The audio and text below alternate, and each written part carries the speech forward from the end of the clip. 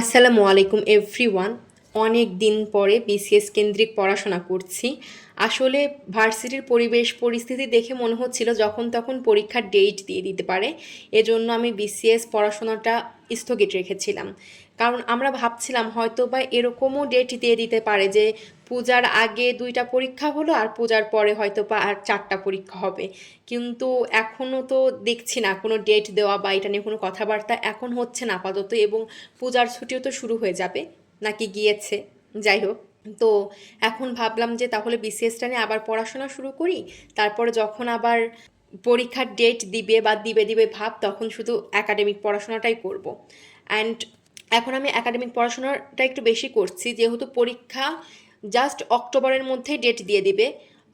So এখন একটু বেশি বেশি করেই আমাকে একাডেমিক পড়াশোনাটা করতে হবে, এবং পরীক্ষা শেষ হয়ে যাওয়ার পরে হয়তো বা একাডেমিক পড়াশোনাটা আমি কমিয়ে দিব।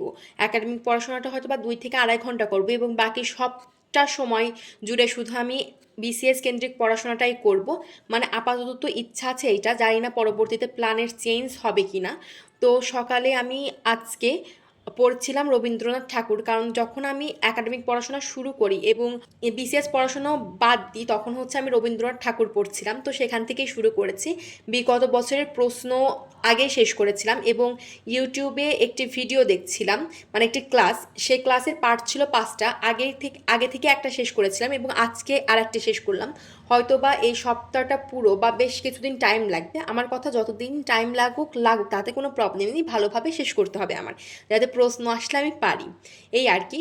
এবং রবীন্দ্রনাথ ঠাকুর শেষ হয়ে যাওয়ার পরে আমি অঙ্কের কোনো একটা টপিক করব। অঙ্কের কোনো একটা টপিক হয়ে গেলে আমি আবার সাহিত্যের কোনো একটা টপিক পড়ব। এভাবেই আমার শেষ করার ইচ্ছা আছে, দেখা যাক কতদূর কি করতে পারি। তো সকালে পড়ার ইচ্ছা ছিল 2 ঘন্টা, বাট পড়তে পড়তে 2 ঘন্টা 50 মিনিট হয়ে গিয়েছে।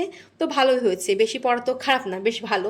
তো এই তো ছিল আজ সকালের স্টাডি সেশন। দেখা হবে পরবর্তী স্টাডি সেশনে ইনশাআল্লাহ। ততক্ষণ পর্যন্ত ভালো থাকবেন, সুস্থ থাকবেন, পড়াশোনা করার চেষ্টা করবেন এবং আমার জন্য দোয়া করবেন। আল্লাহ হাফেজ।